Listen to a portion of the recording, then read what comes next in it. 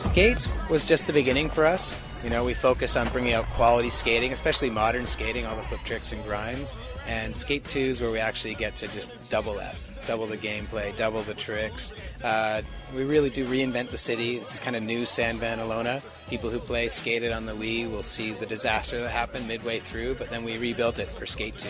After the city was destroyed, a large mega company came in called Mongo Corp, and they spent a lot of money rebuilding the entire city. So it's all new. There's a lot of beautiful stuff in there. There's some hints of the old city, but very little. But there's a lot of beautiful new things and new buildings and new places to go that have all been built courtesy of Mongo Corp. We've essentially doubled the number of tricks from Skate 1, added in a lot of the things that we would expect from hand plants and one-foots to finger flips. And the fact that we can actually get off the board now adds a whole bunch of new gameplay in there as well, and then the ability to customize your environment. So we'd say we've easily doubled the amount of actual tricks and gameplay in there. When you look at the controls for the original Skate, we had the board on the right stick and body on the left, 2 push buttons, 2 grab buttons, and all that's still there. Now we're just mixing all those together. So while you're in the air, those 2 push buttons are also your 1-foots. While you're grabbing, those are 1-foot airs.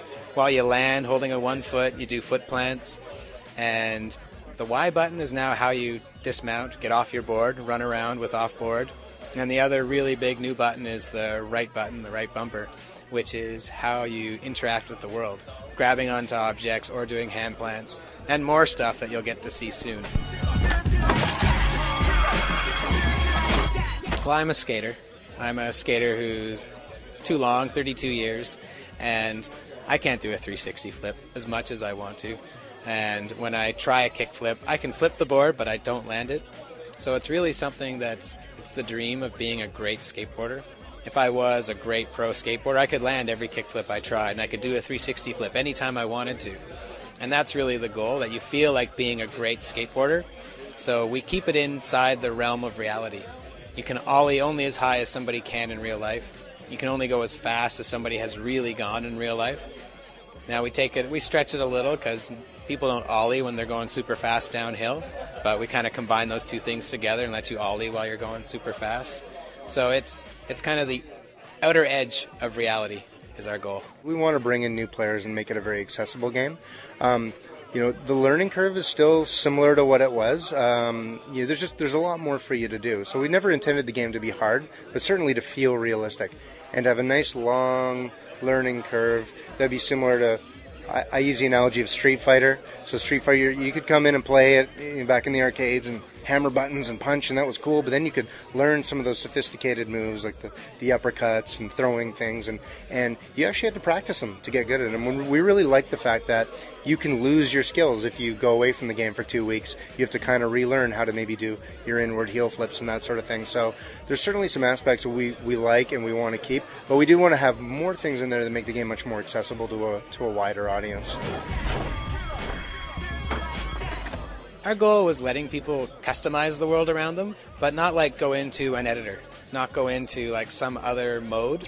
It's really like, hey, I like this skate spot, but I want to bring this table over closer, or maybe I want to jump this huge gap, and so I need a ramp to do it. Or I want to land down there, but I keep landing on flat ground and wiping out, so a ramp down at the bottom will help you out. Or rearrange them into just some crazy line. It's something that's part of the city, and something that we try and save for you everywhere it's reasonable. If you leave something on the street, someone's going to take it away. But if you set up something like at a skate park or in a parking lot, all that stuff is going to stay right where you left it. We're still keeping it real. I mean, it's a game. It needs to be fun. But there's a lot in skateboarding that is fun. Skating is fun, but it's hard.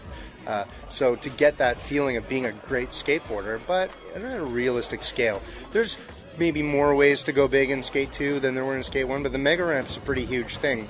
Covering a 70-foot gap from a 99-foot drop is a pretty big deal. So we don't really see the need to go more arcadey because there's just so much already that we can do, and how gnarly reality really is. There's a lot of things that if you didn't fear dying, you'd try it out. In the game, of course, you can reset, so you don't need to worry about death. So we're still guided by real physics, and everything that we do in the game is pretty much physically possible. It's just who in their right mind would actually try some of these things, but now you get to in the game.